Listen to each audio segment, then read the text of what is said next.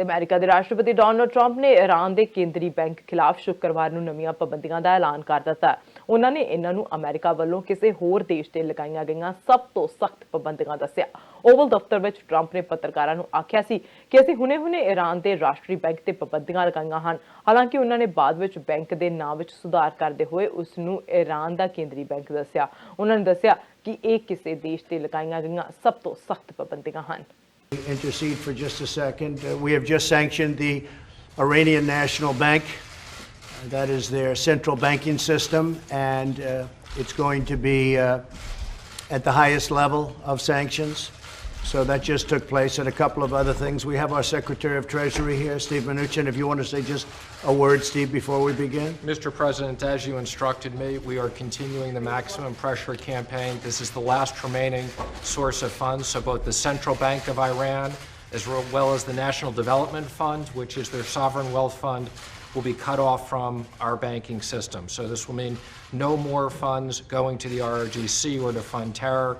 And this is on top of our oil sanctions and our financial institution sanctions. Thank you, Mr. President. So we're dealing with many nations. We're dealing with some of the neighbors to Saudi Arabia, and of course we're dealing with Saudi Arabia.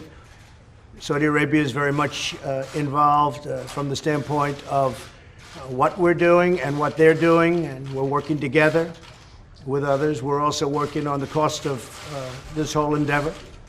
And Saudi Arabia has been very generous. We want to see if it works out, and if it works out, that's great, and if it doesn't work out, that's great.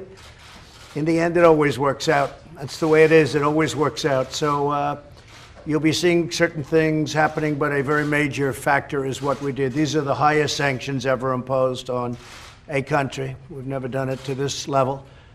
And it's too bad what's happening with Iran. It's going to hell, doing poorly.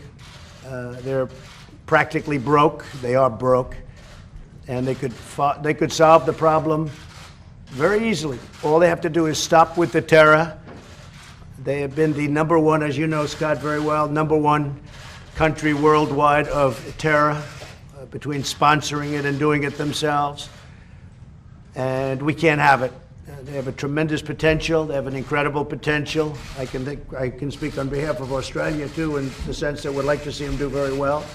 We were discussing it before, the Prime Minister and myself. We want to see them to do well, but it looks to me like with what's happening, maybe they want to keep going at it. And when they go at it with us, there's no way they win. No way they win in any way or in any capacity.